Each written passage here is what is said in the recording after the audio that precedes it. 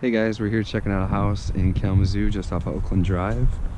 It's a single-story ranch with some older dimensional shingles. Gonna take a look at a couple things. You can obviously see the algae we got going on here. Customer was saying that the tree's been pretty well over the house for quite a while, so not anything new or surprising. A couple of things that we got going on. One thing we had talked about was the amount of layers here on the roof, and we can see all through here. At this ridge, it looks like they transitioned and went from a tear-off to a layover.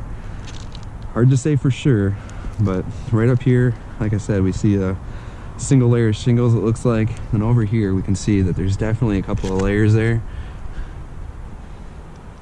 So tried faking it out with the T-drip, but still pretty obvious. Customer's a little concerned about a couple of these deflection areas. You know, it's kind of hard to say. Getting into the attic, there's a couple of spots. I can feel it. Like right here, there's definitely some bounce.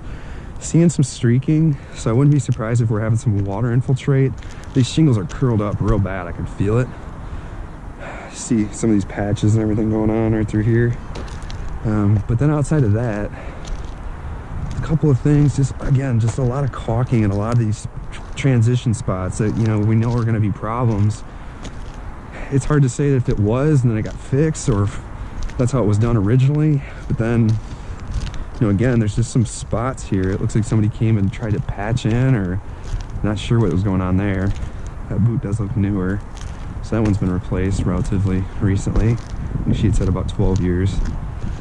Down through here in the valley, same thing. We can see it's just been tarred, you know, dramatically.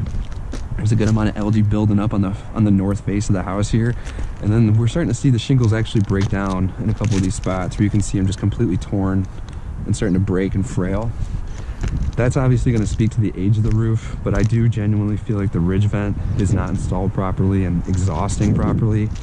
We also just got done looking and doing an attic inspection, and we saw definitely an opportunity to get some baffles in there, so that would be nice. Some of these areas, like we can see in the chimney here, the grout's starting to crack, so we definitely want to get this taken care of as well.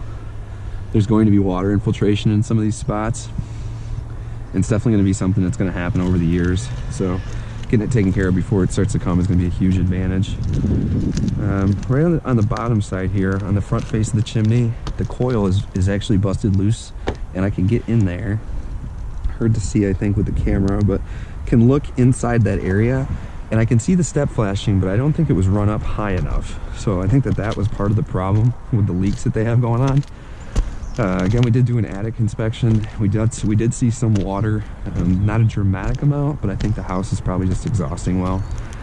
This right here, it's just a pot vent to be a pot vent, no connection with a ventilation or anything.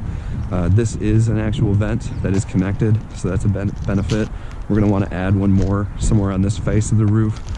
Currently got a kitchen line, vent line, just in the attic space. Probably anywhere in here would be ideal for that. Outside of that, there's a fair amount of bounce on the roof, but I do think a lot of that's from the one-by. The spacing on it is not terrible. It's pretty minimal, but it's there. So we're gonna definitely want to talk about some of the different costs there that might be associated. Again, just some of these odd spots.